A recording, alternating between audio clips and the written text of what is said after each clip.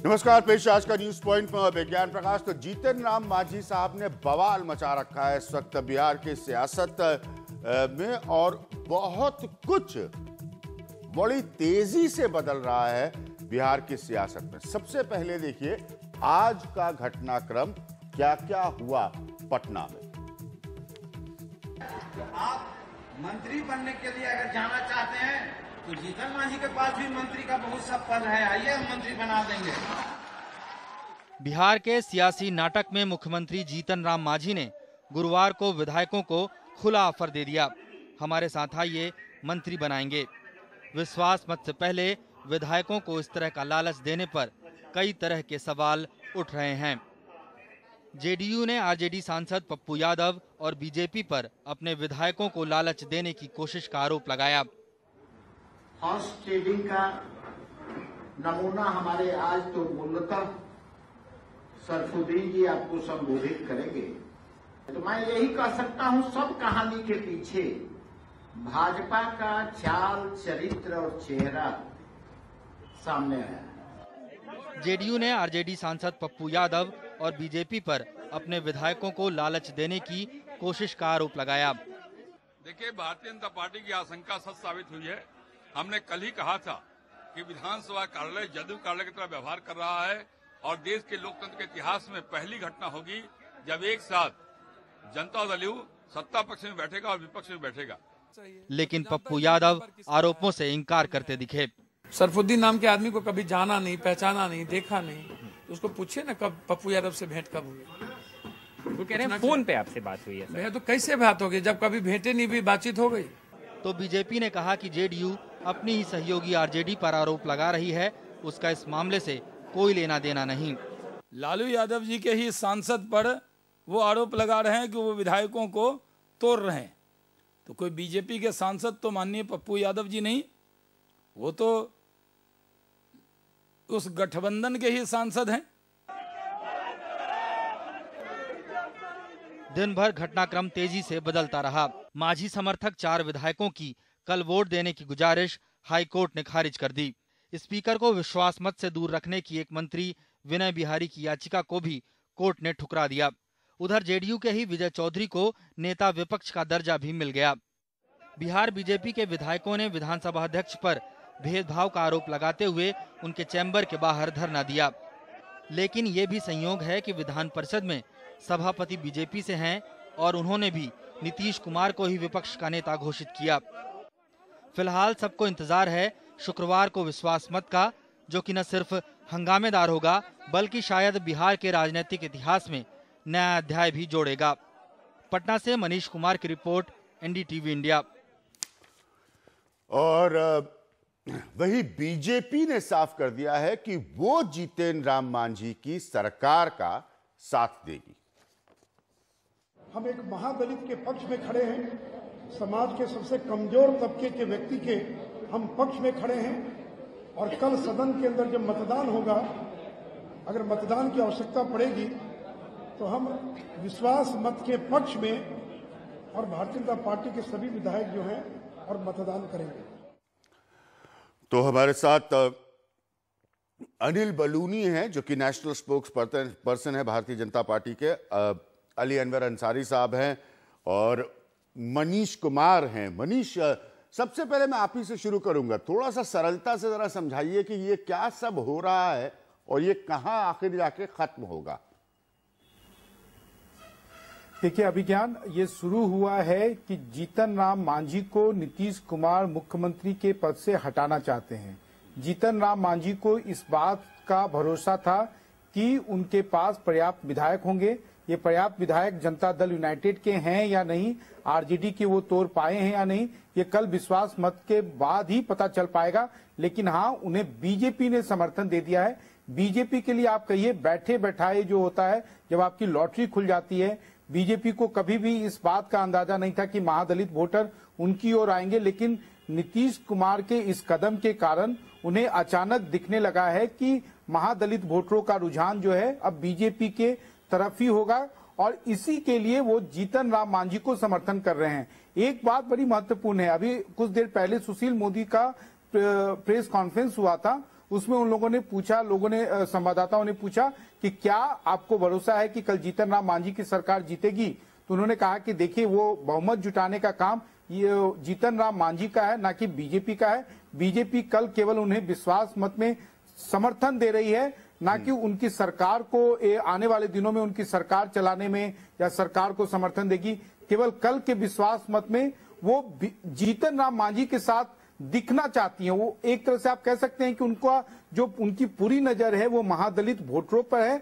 जीतन राम मांझी से अगर उनका पिंड कल छूट जाए तो उनके लिए एक तरह से अच्छा है, लेकिन आप कह सकते हैं कि बीजेपी के लिए फिलहाल ये एक बड़ा विन विन सिचुएशन बिहार की राजनीति में है। अभिज्ञान, बीजेपी के लिए मनीष के हिसाब से बड़ी विन विन सिचुएशन है बिहार की राजनीति में। अनिल बलूनी साहब, एक समय आप कहते हैं कि आपको कुछ नहीं करना है, ये तो उनका आंतरिक मसला है।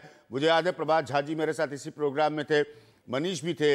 वो सब सुनने के बाद, चूंकि मैं तो नहीं समझता हूं इतना इन बारीकियों को जैसे मनीष समझते हैं, अब जो है वो सुशील मोदी, क्योंकि आपको महादलित वोट चाहिए तो अब आप उनका साथ दे माफ करिएगा, उनका साथ देना चाह रहे हैं। ऐसा क्यों कर रहे हैं आप लोग?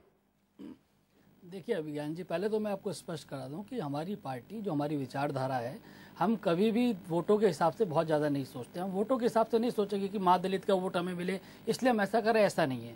देखिए, इस बात के पीछे जाना पड़ेगा। आप देखिए नीतीश कुमार जी, एक मिनट, आपकी विचारधारा बीजेपी के वोटों के हिसाब से चलने की नहीं है। नहीं, आपने बीजेपी के बारे में पढ़ा है? कैसे पार्टी बनी, क्या हुआ, इसके इतिहास पर हम आज चर्चा करें या बिहार पे? कम से कम ये लाइन तो आप मत कहिए कि आपकी पार्टी की विचारधारा वोटों के बारे में सोचने की नहीं है, ये सब नहीं कहिए। हाँ, हम सियासी चर्चा में सियासी बात करिए। कोई भारतीय जनता पार्टी, वो किसी भी पॉलिटिकल पार्टी, जितनी ही पॉलिटिकल पार्टी है, तो ये कम से कम आप, अगर आप स्पोक्स पर्सन हैं तो ये रट के अगर आए कि हमारी तो विचारधारा नहीं होती है वोट पे चलने की, हम तो बड़ी आइडियोलॉजी की बात करते हैं, ये मत करिए। बड़ा झूठा सा बयान लगेगा। सर, मेरी आपसे रिक्वेस्ट है, ये बताइए कि आप आज मांझी का साथ क्यों देना चाहते हैं? बस इतना बताइए आप मुझे। विचारधारा बीजेपी की मैं 20 वर्षों से जानता हूं जी। अभिज्ञान जी, मैं बोल लूं? जी जी, प्लीज प्लीज बोलिए।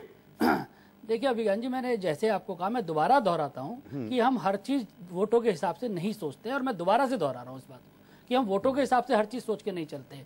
देखिए, इस बात की थोड़ा पीछे जाना पड़ेगा। आप ज्यादा पीछे मत जाइए, सिर्फ झारखंड तक जाइए। बलूनी साहब, आपने वहां पर जोड़ तोड़ करके क्या किया है, कहिए तो हम उसके डिटेल्स में जाना शुरू करें। मुझे बोलने नहीं देंगे ऐसा मुझे लग रहा है। नहीं, बिल्कुल बोलने दूंगा। मुझे एतराज सिर्फ इस बात से है कि सियासत में रहने वाली भारतीय जनता पार्टी कम से कम ये ना कहे कि उसको वोटों की चिंता नहीं है। और किसके लिए आपको चिंता? आपको मांझी साहब की चिंता है फिर? जी बोलिए, पूरा समय दे रहा हूं, बोलिए आप। अब आपने डिरेल कर दिया अभिज्ञान जी। नहीं, मैंने डिरेल नहीं किया आपको, मैंने डिरेल नहीं किया। जी जी, ऐसा है कि अभिज्ञान जी, मैं वाकई कहना चाहता हूँ कि हिंदुस्तान के अंदर भारतीय जनता पार्टी एक ऐसी पार्टी है जो बिल्कुल भी वोटों के आधार पर नहीं सोचती है। मैं तीसरी बार भी रिपीट करूंगा। देखिए, आज हमारे जो, मैं जरूर पीछे की बात करना चाहूंगा कि बिहार के बारे में, जो बिहार की वर्तमान परिस्थिति है, अगर इसके लिए कोई जिम्मेवार व्यक्ति है तो केवल एक व्यक्ति जिम्मेवार है, वो है नीतीश कुमार। नीतीश कुमार ने पिछले करीब 15-17 महीनों के अंदर 3 बड़े पाप किए। पहला पाप किया, ये आप मानेंगे कि भारतीय जनता पार्टी, उनको अकेले मैंडेट नहीं था, भारतीय जनता पार्टी के 7 मैंडेट था।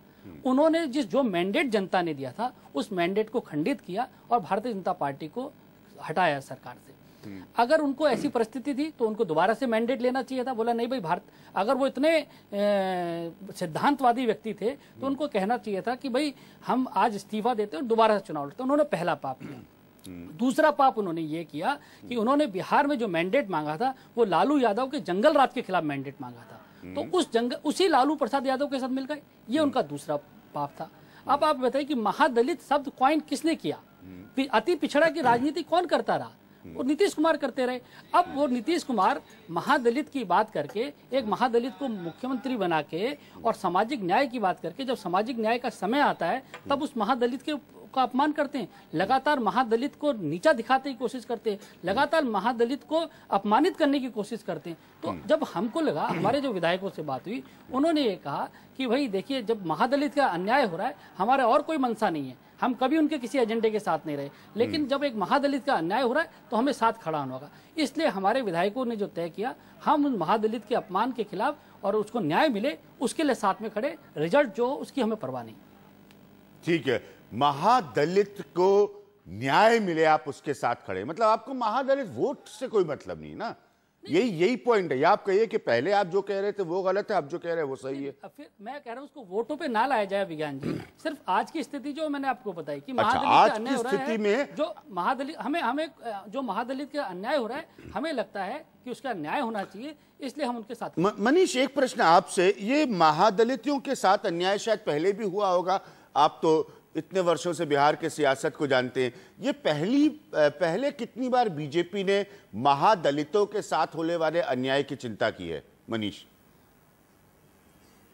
देखिए, मैं आपको बता दूं कि महादलितों को के लिए इनकी इतनी ज्यादा चिंता है। अगर आप बिहार की राजनीति देखें या अति पिछड़ों की बात अनिल बलूनी ने किया, तो कहा जाता है कि जब कर्पूरी ठाकुर की सरकार थी तो उसे गिराने में उस समय के जनसंघ के नेताओं की एक बहुत ही सक्रिय भूमिका थी और बीजेपी आज तक सफाई देती है। महादलितों की वोटों की इनको इतनी चिंता है। अभिज्ञान में आपको बता दूं कि पिछले एक हफ्ते में बिहार की राजनीति में जीतन राम मांझी ने इतने महत्वपूर्ण और आप एक तरह से कह सकते हैं कि एक से एक एब्सर्ड डिसीजंस लिए हैं। जैसे मैं आपको बता दूं कि एक इंजीनियरिंग कॉलेज का नाम डॉक्टर जगन्नाथ मिश्रा, जो चारा घोटाले में दोषी हैं, उनके नाम पर किया गया, लेकिन बीजेपी के किसी नेता ने ना सोशल मीडिया में न ट्वीट किया, ना अपने फेसबुक पेज पर डाला, ना अखबारों में बयान दी कि ये जो किया गया है मांझी सरकार के द्वारा ये गलत किया गया है। तो आप समझ सकते हैं कि इनको वोट बैंक की कितनी ज्यादा चिंता है कि अब ये भ्रष्टाचार के जैसे बड़े मुद्दों पर भी ये शांत हो जाते हैं। जहां तक अनिल बलूनी ने एक बड़ी अच्छी बात कही कि लालू यादव के खिलाफ मैंडेट मिला था, तो निश्चित रूप से जो जनता दल यूनाइटेड के नेता हैं, अभी कोई फिलहाल इस प्रोग्राम में कोई है नहीं, लेकिन अभी हाल के एक सप्ताह में बिहार में काफी वाद विवाद हुआ, तो वो हर जगह डिबेट में ये पूछते हैं कि महाराष्ट्र में भी आप शिवसेना के खिलाफ आपने वोट लिया था, एनसीपी के खिलाफ आपने वोट लिया था, लेकिन एनसीपी ने जब आपको समर्थन दिया तो आप चुप बैठे रहे और शिवसेना के साथ तो आपने आखिर में एक कोलिशन गवर्नमेंट ही बना ली। और आप देख लीजिए कि जम्मू कश्मीर में क्या हो रहा है, अगर नरेंद्र मोदी के भाषण को अगर आप देख लीजिए, बिहार में भी मैं आपको बता दूं अभिज्ञान कि पिछले 8 महीनों में बीजेपी के 2 नेताओं सुशील मोदी और नंद किशोर यादव के जीतन राम मांझी के खिलाफ के बयानों को अगर आप संकलित करेंगे तो एक रामायण और महाभारत दोनों का जो है ना, जितने पेज में रामायण और महाभारत होगा उतने पेज की वो पुस्तिका बन जाएगी। साथ ही साथ उनके कमेंट जो रहे कि जीतन राम मांझी सबसे बड़े भ्रष्टाचारी रहे,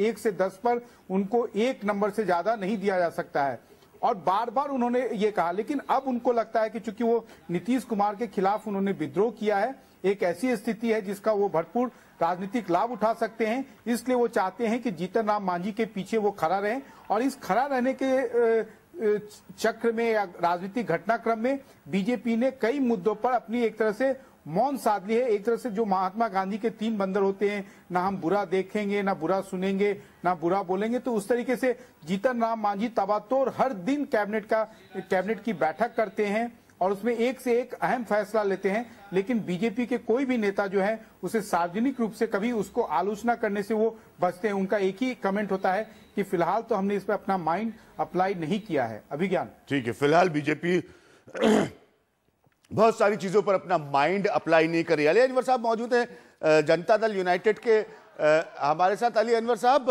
पूरी तरह से आप लोग तैयार हैं? अब कानूनी दांवपेच भी है, सियासी दांवपेच भी है, भारतीय जनता पार्टी के लिए भी आपको नीचा दिखाने का इससे बढ़िया मौका क्या हो सकता है? महादलित को न्याय दिलाने का मौका भी बीजेपी ढूंढ रही है। हालांकि अनिल बलूनी साहब ने मुझसे कहा कि वोटों की राजनीति नहीं करती है भारतीय जनता पार्टी। अली अनवर साहब, कितने तैयार है नीतीश कुमार?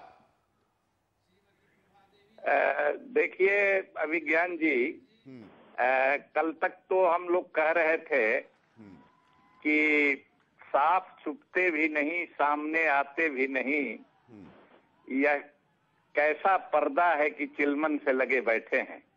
लेकिन आज उसको हम लोगों ने बदल दिया है कि कब तक छुपोगे पत्तों की आड़ में, एक दिन तो बिकोगे बीच बाजार में।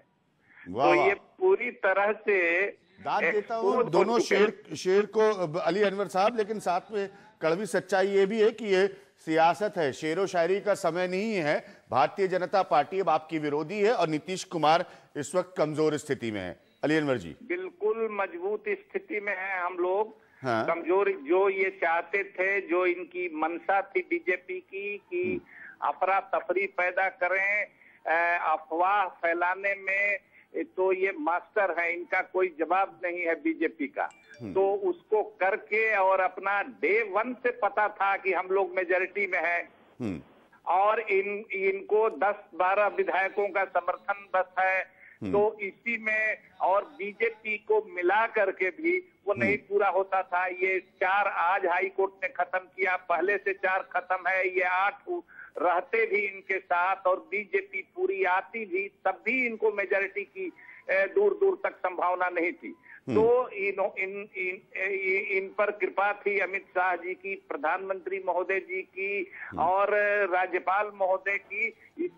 जो 15 दिन का समय लिया, खरीद फरोख्त का समय इनको मिला यही अफवाह फैलाने का, लेकिन इसमें ये कहाँ कामयाब होने वाले हैं।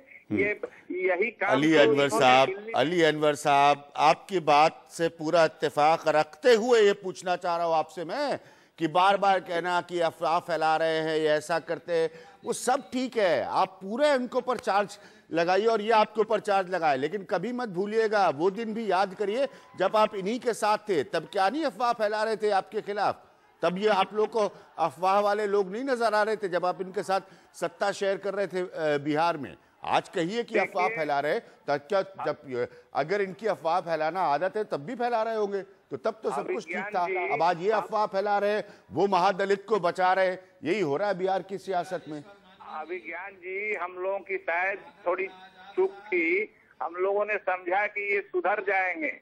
हम लोगों के कहने से और हम लोगों की संगति से तो हर तबके के लोगों ने, इवन माइनॉरिटी के लोगों ने भी इनको वोट दिया और हम लोगों ने ये समझा कि नहीं भाई, अडवाणी जी और वाजपेयी जी थोड़ा लिबरल है और काम मिला जुला कर चलेगा। लेकिन देखा कि फिर तलवा डाल पर तो फिर उसी पुराने रास्ते पर, कट्टरपंथ के रास्ते पर चले गए। तो हम लोगों को इनसे पिंड छुड़ाने के अलावे कोई रास्ता नहीं था। हम लोगों ने इनसे पिंड छुड़ाया